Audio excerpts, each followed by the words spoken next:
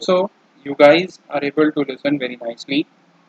So આજે જે chapter હું કન્સિડર કરી રહ્યો છું, આજે આપણે ફાઇનાન્શિયલ રિપોર્ટિંગ લાસ્ટ વિડીયોઝમાં આપણે જોઈ લીધું છે.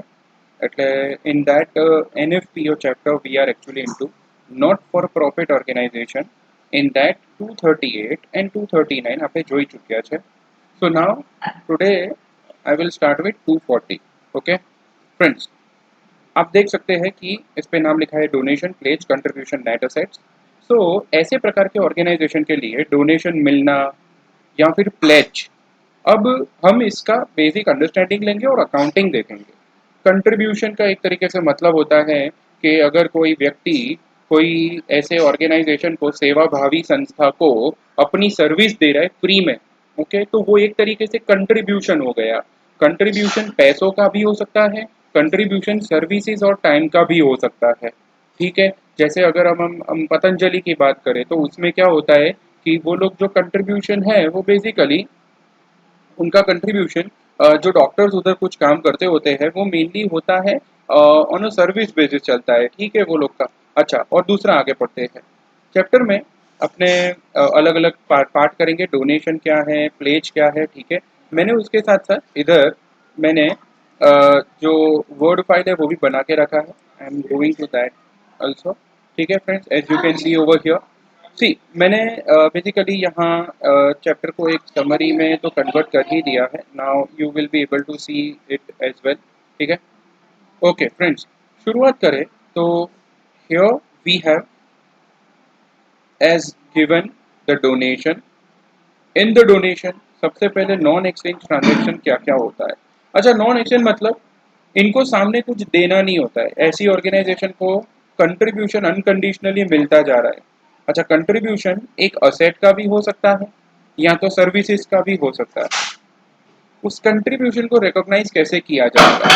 अगर अनकंडीशनल है तो fair value on the date of the gift, मतलब कोई भी कंडीशन के बिना किसी पर्सन ने इनको पैसा दे दिया, बोला जो करना है करो उसका, तो उसका मतलब उसका जो अकाउंटिंग है उसकी वैल्यूएशन जो होगी वो फेयर वैल्यू पे होगी on the date of the gift. एक मिनट ध्यान रखना, on the date of the gift और द डोनेशन, जो भी बोलो.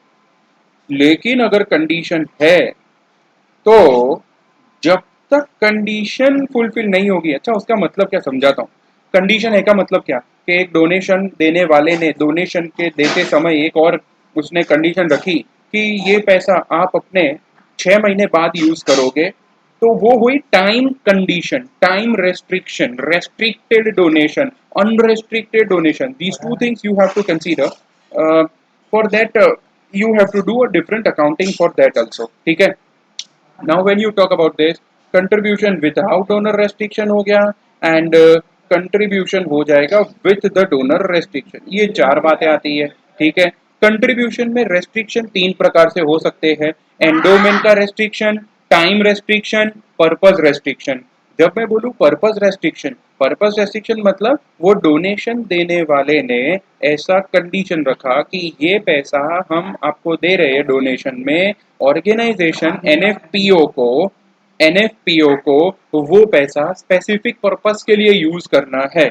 अच्छा, जब एनएफपीओ यूज करे वो उसकी मर्जी, लेकिन पर्पस खाली उसने बताया था. ठीक है, तो दो तीन प्रकार के रेस्ट्रिक्शन भी हो सकते हैं. चलिए हम अगर एग्जाम्पल समझते हैं तो पता चलेगा कि यहाँ एक एनिमल एक्शन रिसेंटली रिसीव्ड, एक ऑर्गेनाइजेशन है, एनिमल रिलेटेड कुछ है. एक 1 लाख का contribution, 30,000 restricted to recover the cost of the pay और नेचर क्लिनिक. ओके, क्लिनिक का कोई खर्चे के लिए. और director set aside 50,000 amount for additional building of the animal shelter. अभी सुनो, मैं खास बात बता दूं, एक बात ध्यान रखना है. रेस्ट्रिक्शन किसको बोलते हैं? डोनेशन देने वाला अगर पर्पस बताए उसे रेस्ट्रिक्शन बोलते हैं. लेकिन अगर बोर्ड ऑफ डायरेक्टर्स या मैनेजमेंट अगर अपने आप से कुछ अमाउंट को सेट असाइड करे फॉर सम पर्पस, उसे हम रेस्ट्रिक्शन नहीं बोलेंगे क्योंकि उसमें उनका खुद का जजमेंट काम आया. रेस्ट्रिक्शन अगर बाहर वाला व्यक्ति अगर इस पे लगाए तो उसके रेस्ट्रिक्टेड डोनेशन कहाँ जाएगा, बहुत ध्यान रखना. बस तो आपको ये ध्यान रखना है, here they should report 30,000 as a contribution revenue, भाई इनकम हो रही है. एंड बाकी का उनका अनरेस्ट्रिक्टेड डोनेशन है, बहुत ध्यान रखना।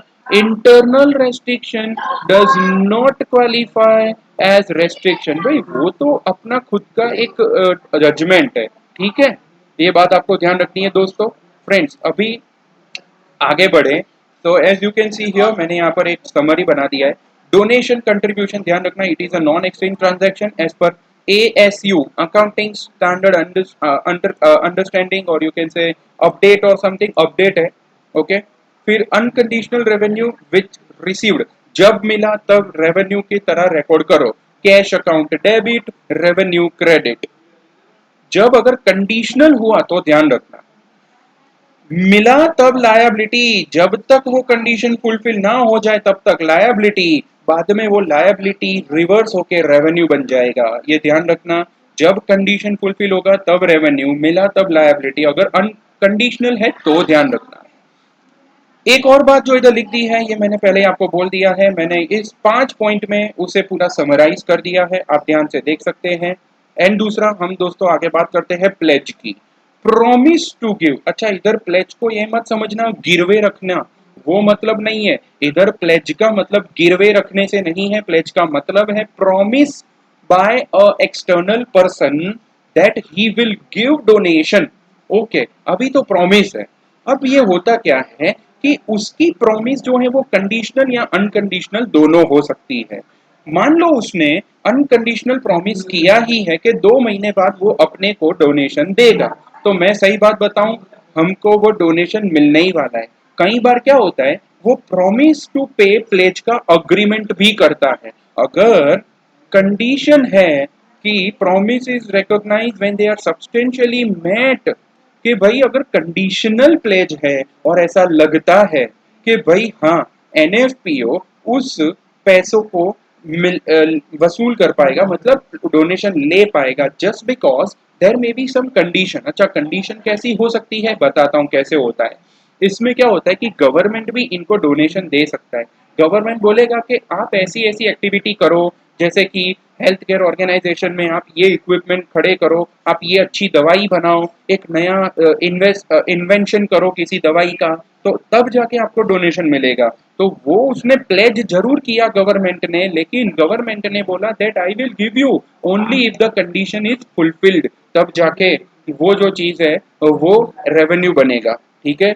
लेकिन मान लो अगर वो प्लेज फुलफिल नहीं होता है, तो अनकलेक्टिबल प्लेज के लिए आपको एक प्रोविजन या allowance you should create for that thing, and in return to that revenue recognise नहीं करना है। ध्यान रखना, ध्यान रखना, ये बहुत ध्यान रखने जैसी बात है कि timing is important.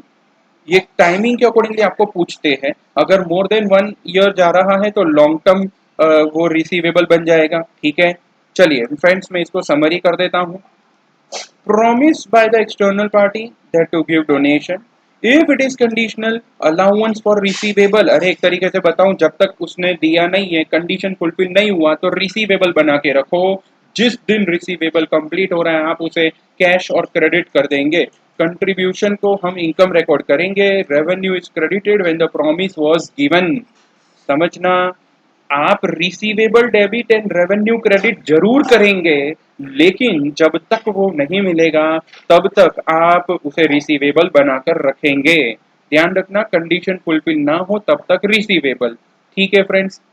Easy, hope so until now you are clear. मैंने ये 2 पॉइंट कवर किए। मैं इस चैप्टर को 2 पार्ट में इस तरह से कंप्लीट करूंगा, बाद में we will take care for the various MCQs, and I have bifurcated MCQ also, so you have to be just in connection to this, आपको एक consistency रखनी होगी। We will complete the chapter accordingly.